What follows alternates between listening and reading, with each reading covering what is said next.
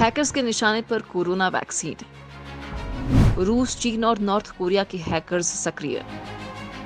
Corona virus महामारी से निपटने के लिए दुनिया भर की कंपनियां इस वक्त वैक्सीन बनाने की तैयारियों में जुटी है। कई कंपनियों ने तो वैक्सीन के अंतिम चरण की टेस्टिंग भी शुरू कर दी है। हालांकि जैसे जैसे इन वैक्सीन पर काम आगे बढ़ रहा है, वैसे ही कई फार्मा कंपनियों पर साइबर अटैक भी तेज हो गए हैं। दिग्गज आईटी कंपनी माइक्रोसॉफ्ट ने कहा है कि रूसी और उत्तर कोरियाई हैकरों ने अग्रणी दवा कंपनी और टीका अनुसंधानकर्ताओं के बहुमूल्य डेटा को चुराने के प्रयास किए हैं।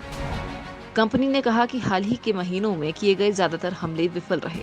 प्रौद्योगिकी कंपनी ने हालांकि ये नहीं बताया कि कितने हमले सफल हुए या ये हमले कितने गंभीर थे। दरअसल अमेरिका सरकार ने आपराधिक आरोपों की घोषणा करते हुए जुलाई में कहा था कि चीन के राज्य समर्थित हैकर टीका निर्माताओं को निशाना बनाते रहे हैं।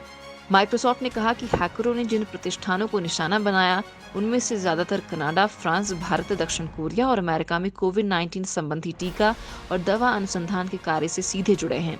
कंपनी ने एक हैकर समूह की पहचान फैंसी बियर के रूप में की है, जिन्हें रूसी सैन्य एजेंट बताया जा रहा है। 2 अन्य की पहचान उत्तर कोरिया के लेजारूस ग्रुप और सेरियम के रूप में हुई है। चीनी हैकर्स के निशाने पर भारतीय कंपनियां। हैकर्स के निशाने पर अब भारतीय कंपनियां हैं। कुछ दिन पहले डॉक्टर रेड्डीज लैब पर साइबर हमला हुआ था, जिसके बाद मुंबई की फार्मास्यूटिकल फर्म लुपिन पर भी इसी तरह का अटैक हुआ। दवा उद्योग से जुड़े अधिकारियों के मुताबिक वैक्सीन को लेकर जो साइबर हमले अब तक पश्चिमी देशों में सीमित थे, वो अब महामारी बढ़ने के साथ पूरी दुनिया में फैल रहे हैं। भारत की फार्मा कंपनियां मौजूदा समय में कोरोना वैक्सीन की वैश्विक सप्लाई चेन का हिस्सा है। ऐसे में हैकर्स उन्हें निशाना बनाने की पूरी कोशिश में हैं। एक्सपर्ट्स के मुताबिक ऐसे और साइबर हमले आगे भी हो सकते हैं। माना जा रहा है कि दवाई की जानकारी हासिल करने और इसकी सप्लाई चेन का पता लगाने के लिए हैकर्स साइबर हमलों को अंजाम दे रहे हैं।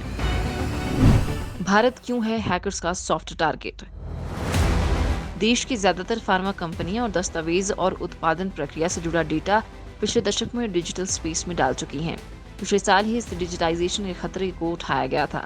तब साइबर सिक्योरिटी की सेवाएं मुहैया करवाने वाली संस्था कास्परस्काई ने साइबर हमलों के लिए भारत को छठा सबसे संवेदनशील देश बताया था और कहा था कि यहाँ दवा बनाने वाली साइबर अपराधियों के हमले के सबसे ज्यादा खतरे में हैं।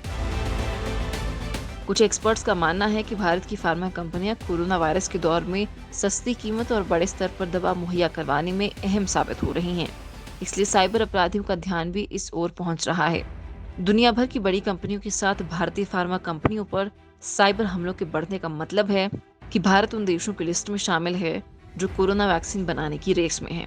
डॉक्टर रेड्डीज लैब पर साइबर हमला तब हुआ था जब कंपनी को भारत में रूस की कोरोना वैक्सीन स्पुतनिक वी के दूसरे और तीसरे फेज के ट्रायल करने की इजाजत मिली थी।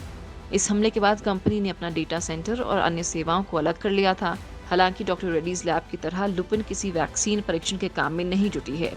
अब तक दोनों ही कंपनियों ने साफ किया है कि साइबर हमलों की वजह से उनके आधारभूत काम पर असर नहीं पड़ा है।